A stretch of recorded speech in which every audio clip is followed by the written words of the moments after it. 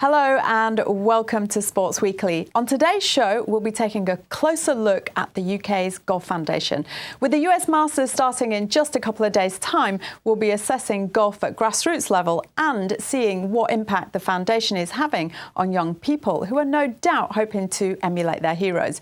Joining me today in the studio is the Chief Executive of the Golf Foundation, Brendan Pyle, and one of its young ambassadors, Emma Anderson. Welcome to the show. We'll be learning more about golf from you both throughout the course of the programme and where golf stands in 2017 and, of course, the projects you're involved with. But first, let's take a brief look at what the foundation does and how it inspires young people.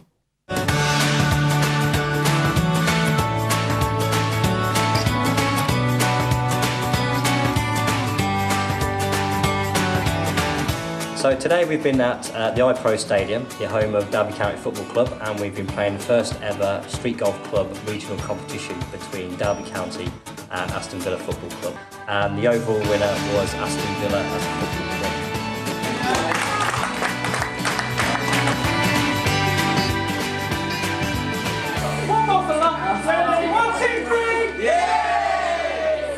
club. Really nice to see a mixture of girls and boys. Now, teaming up golf with one of the biggest sports in the world, the biggest sport in the world, football, that's inspired. Well, the role of the Golf Foundation is to take golf to young people, you know, to give them a great first taste in the community, in their schools. So that's what you've just seen is a programme called Street Golf. Yeah. And we work closely with the Premier League for Sport programme. There are 13 of Premier League and Championship clubs that are delivering that as part of their community outreach with links to golf clubs. So the young people get a great taste of golf and then the opportunity for a free lessons with PGA coaches and links back to the golf club, and it's been a huge success. And we're using the power of football to actually inspire young people to take up golf. And how long since that was implemented, teaming up with the football clubs? And then indeed, was it tricky to get them on board in the first instance? So it's been going for 2 years. I think there was a perception issue about golf that kids were going to be straight onto an 18-hole golf course, and we're saying no. Actually, through Street Golf, we use a safe, adapted golf ball. We make it very much games-led. We get the young people to design the challenges, you know, and you can play it safely in a football stadium, as you've seen there. Yeah. With Derby County at the iPro Stadium. We also run a really big event at Crystal Palace's Selhurst Park last year. They were fantastic, the Crystal Palace Foundation. So for me, it's about giving young people a chance of golf, and they'd never consider it. And that's the power of football, you know, because they love football. And then we have a national street golf final where the youngsters, again, represent their football clubs in a football kit. You know, some golf courses, you know, you wouldn't see that, but it's about breaking barriers and giving them a chance to represent their football club and play against other clubs in a fun format. Well, you've got a captive audience with football fans, you know. So do you take this nationwide? You mentioned Crystal Palace and Derbyshire. So does it go all around the country? It does. I mean, we work with 20 clubs at the moment. 13 of those are part of the Premier League for Sport programme, but others we fund to deliver as part of their community programme. Scotland are looking at the moment. Airdrie Football Club is looking to roll this out as well. And it's just a different way of working with a community partner to make golf more accessible. We work with street games, we work with the Youth Sport Trust and the school games, which is a legacy of the Olympics from London 2012. So we have more young people taking part in golf competitively, try golf in primary schools, street golf in secondary schools. So, and then the key thing is to make sure there's a link back to the golf club so they can continue their journey and continue playing and enjoying the sport. OK, now, Emma, you're an ambassador for the Golf Foundation. Yeah. So how did you get involved? And I'm presuming you play golf and you're very good at it. Yeah, so my parents both played. They just got me playing from quite a young age. I really enjoyed it and carried on playing from there. Spend most of my time doing it now. Yeah, and how did you get involved with the foundation? Well, through the work I was doing with the County Association back in Nottinghamshire, we were working on a project called Girls Golf Rocks, and I got involved with the Golf Foundation and what they did there, met some of the people who worked for them and got involved with a few of their other projects as well. So how are you utilising the talents of Emma in any initiatives, any recent initiatives? Well, I mean, Emma's a great example of a young person, a young female golfer inspiring other girls into the sport, which is exactly what Girls Golf Rocks is about. We have 15 counties now delivering it. We train up the girls' county squads and they go and deliver taster sessions to the young girls, make it fun and inspirational. And again, make links back to the golf clubs. So Emma's just won a national award with England Golf for her volunteering role. and she's going to be hosting our national awards ceremony at Wentworth in a few weeks' time as well. So, you know, I think you'll see she's quite inspirational, really. Yeah, of course. And so I take it your role is perhaps in like a mentor, as a mentor to the other girls? Yeah, so just to talk to them about what it's like to play golf and also encourage them as they're having a go and give them a little bit of tips on coaching and things like that. Oh, that's fantastic. Now, in terms of any other initiatives to make it more inclusive, what else are you doing? Because there's quite a lot. You know, you're getting all these football teams involved. You've got people like Emma coming on board. So we have a fantastic program called Try Golf in primary schools, which has been out for about 16 years. So from what age are we talking? From age 5, yeah, through to 11. And basically it's our version of quick cricket and short tennis, adapted equipment, plastic clubs, sponge balls.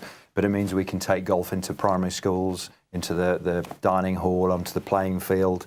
The approach we take is a games-led approach. There's lots of fun activities, very minimal technical information. We want the kids having lots of goes, having lots of fun, and then ultimately wanting to go and try the real thing back at the golf club. So we get the PGA coach to go in and do that. We do lots of teacher training as part of that.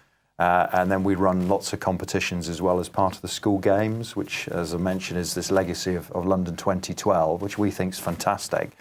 And we, you know, about 90% of schools are delivering some kind of try golf format or involved in that type of competition. And are you seeing the take-up? Are you seeing, like, children as they progress through, you know, up to adulthood, actually taking a great interest in it? Yeah, so we reach 500,000 young people a year. We see our goal is to get 50,000 of those through the gates of a golf club every year. We're up to 40,000. You know, we're confident by next year we'll get that 50,000, a tenth of those young people going through, having a great experience at the golf club. And then ultimately we want to get down to about 15,000 of them playing regularly and then taking up membership. So we're really seeing the trajectories like this. I mean, I think if we're honest, we see a slight drop-off in teenage rates, but we're now looking in terms of initiatives at ways of keeping youngsters in a golf club. We've just done some really good research as to the factors, what makes a great golf experience. And we know it's about being in a safe environment, it's having great coaching, it's a variety. The other initiative we're launching is more competition, more fun games where you're playing as a team. So we're about to launch something called Golf Sixes in partnership with the European Tour, which basically playing golf over 6 holes in teams of 6. You play in a pair and you play your best shot every time. And that's for beginners. We're going to have a minimum of 2 girls within the team, so it makes it more inclusive. Now, comparatively, you know, when you compare it, let's say, against football or some other sport, it's not as dynamic. You know, it's a slower kind of sport. So how do you encourage the girls, given that they've got netball and a whole host of other more dynamic sports to choose from? Well, I think if you come to our coaching sessions and things, we will have a bit of a laugh around. So while you might see when they're playing on TV, it's just sitting, hitting a ball, we have a little bit more fun with it. And especially when you see what a lot of the coaches do, they try and get people moving and active and just give them those good associations with the sport. Although, obviously at a higher level, they focus quite a lot just on every particular shot. Now, you mentioned earlier you play golf. Yeah. How good are you? And do you have aspirations to go professional? No, I'm not that good. I mean, I play for our county second team, but that's about as far as it goes. So what your objective, what are your ambitions for golf then?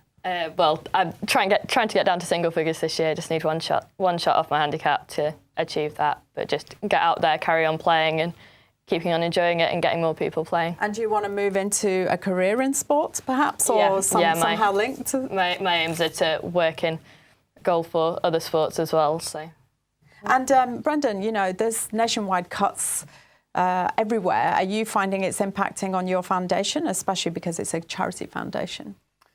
No, I mean, we've been very lucky with Sport England's latest settlement that the Golf Foundation has secured the funding that it asked for alongside its partners, England Golf and PGA. I mean, there's been a slight cut in terms of the elite level, but in terms of what we're doing for beginners, and particularly around a program called Satellite Clubs, which is for teenagers, links to Premier League for Sport, we've secured funding to do that.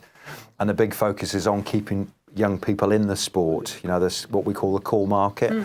So we're going to be focusing heavily on that because I think we've done a great job in introducing young people. We need to now make sure that they want to stay in the sport, and that's what our research has been about, and that's what our initiatives are about, to make sure that they have a good time and they're made to feel welcome in clubs. So we talk about a club-centric approach with all our partners, again, England Golf, PGA, and their officers, and really going in and helping the golf club to be more business-focused, but to be more customer-led. Okay. So, so we get more women, more families playing. Massive focus for us is on family golf going forward. Through the support of the R&A and the European Tour, you're going to see a lot more initiatives to get families playing. Okay. And that's a big focus for us. Okay, thank you for now. Stay with us. We'll talk some more shortly. Well, golf is, of course, played all over the world, and here's a little interesting fact for you. The youngest golfer to shoot a hole-in-one was in 1975. His name, Corby Orr, and he was just 5 years old at the time. Now, our sports editor, Tom Taplin, gives an insight into the world of golf, including a touching story about a budding young golfer hoping to make the big time in India. Golf. It's a quiet game. The distinctive swiping sound of a swinging club, and that satisfying clack as club head connects with ball.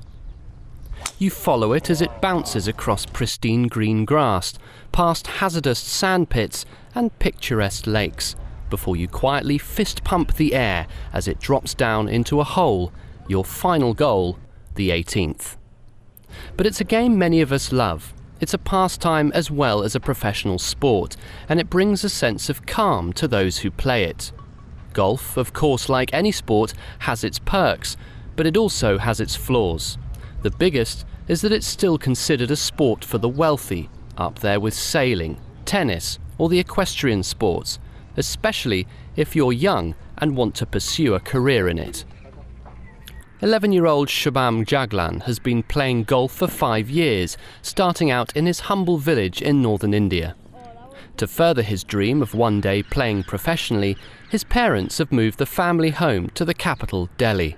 If I did get better facilities there, I think I would stay there because that's my native place. I get to be with all my friends and much lower to the ground there. His love affair with what is still a rich man's sport in India started when a golf school opened in his village, only to close after just a few months. Undeterred, Shubham continued to play in local tournaments, where he was spotted by one of India's top coaches. Our job is to try and keep him grounded, keep him focused, working hard, motivated, all those things. And, if God willing, everything works out, then who knows, we may have a star in the making. A charity provides the budding star with a cheap flat near a prestigious golf club in Delhi, where he's been given free membership. Shubham's father, a former milkman, now doubles up as his caddy. When the academy closed down, we prepared the green at our home, where he used to practice his putting and chipping. And we put sand on the terrace so that he could practice his bunker shots. Their efforts so far seem to be paying off. In 2015, Shubham won 2 junior titles in the US and finished in the top 10 at the Kids World Championship played in North Carolina. I just want to continue playing well as a player as I am now and just play well for India. And one tournament which I would like to win really badly would be, I think, the Masters, or I would go with the Open in Scotland because it's known to be very tough. Shubham dreams of one day becoming an Indian Tiger Woods. But first, his goal is to get a scholarship to study and train in the United States. Now, Shubham Jaglan, who we've just seen in there, very ambitious young boy, and we wish him all the best. But I think Tom, our editor, sports editor, makes a good point in there. It's a sport considered by many for the wealthy. And moving forward, will it become more democratic, Brendan? Well, I would challenge that because the average membership for a junior club is £100. So, what's that, £2 a week over 50 weeks? And what about all the kit that's required as you progress and become better at the sport? So we, as a golf foundation, we have a network of golf route centres. 400 of those, they provide free equipment to young people. That's part of the deal. So the youngsters can start without having that cost. And you can get a half set for £50. Again, what's that cost of football boots? So, I think there's a perception that golf is very expensive, which I think is totally wrong in comparison to other sports. And part of our role as a golf foundation is to challenge that and to make it more accessible and more open. and to actually help young people get introduced to the game and to keep them in the game as well. So what are you going to do to challenge those perceptions then? Being here for a start, I think, is part of it. I think for me, a big media campaign and really, making sure we can get golf and what we're doing on Sky, working with the Premier League, working with all the partners that I've talked about, like Street Games, Youth Sport Trust, to show, look, it is an accessible sport, an open sport that you can play, wherever you are. If you're not traditionally involved in golf, we still know that the main route in is through families. I mean, Emma's a great example of that. The second route is through schools, though. We've also got evidence, and that's through the work that we're doing. Now we want to engage more with communities and work with a variety of partners. So we're working with the Change Foundation in London as well. I'm just very keen as an organisation that we engage with a whole host of different partners that can help us take golf to a new audience. Well, you said it was open and available, but, when we look at the statistics, Emma, just almost 23% women play golf. We're talking in the sporting arena. What are your thoughts on that? Well, I've always found in golf clubs I've been very welcomed by both the men and the ladies. I mean, this week I've just joined a club where I'm at university, and they invited me on their senior away days, so I was one of only 4 or 5 women there, and they were all really interested in what I was doing, how I'd got playing golf and stuff. So while there aren't necessarily the numbers there, everyone in golf, men, women, all ages, are really pushing to try and make it more inclusive. Yeah, I mean, it's a male-dominated sport like many other sports. So that's where our family initiatives come in, and Girls Golf Rocks comes in, and Emma being a role model to inspire more girls. So 15 counties are delivering at this Girls Golf Rocks programme. The county girls are inspiring more young girls to come through. Big focus on getting families, because we know the mum, the wife, is the decision-making adult within a lot of families. Certainly is in my case. So, but I think that's really important. So if we make the mum and the wife feel welcome, the woman feel welcome within a golf club, they're more likely to bring their children and more likely to stay involved in that. So we recognise there's work to do within clubs, but we take that as a positive, and we're addressing that. So the professional side of the sports, what do you think they can do in order to address the gender deficit? Again, the Ladies European Tour does a fantastic job. There's some great role models out there. We're working with a number of them as ambassadors going forwards. The likes of Charlie Hole is superb, young, energetic, only a year older than you. Yeah. You were saying, Emma, your particular favourite. But a whole from a variety of different nationalities and backgrounds, and they're great in terms of putting something back into the sport. So we're looking to work with them to make sure that, again, girls look up to them. Part of the challenge is media coverage. Let's get more media coverage of women's golf and see how well it's played, and what a great, glamorous, trendy, fashionable game it can be. Game for life, game for outdoors, a healthy life. And making it more inclusive, let's just look at the diversity side of our communities. Yeah. Some communities, some parts of, our sort of nationwide communities, different ethnicities, different backgrounds, maybe pushing their children more into education, despite their children being very talented at sport. I know that because I come from an Asian background and I've experienced something in my own family, So obviously things are changing. More and more people are getting involved in sport if the talent's there. Do you think it's about recognising that talent, and also how do you think you can persuade some of those families, say, like mine, where obviously education's important, nobody's disputing that, but if there's a talent within the family, do you think it surely needs to be nurtured?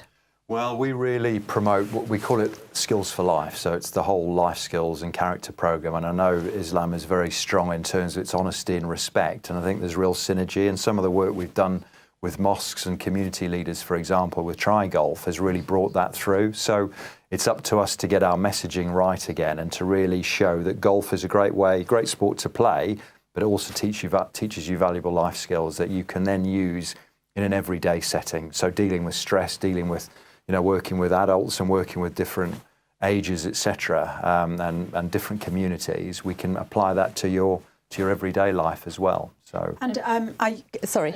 Personally, I've managed to combine my education and my love of golf, and it's been beneficial to my education rather than taking anything away from it, as well as teaching me just how to act around people. I've found it incredibly beneficial, and being outside in the fresh air has got to be better than being inside playing. So are you at university? Yeah, I'm at university. And you're playing golf. And so how are you balancing the two? How are you balancing life?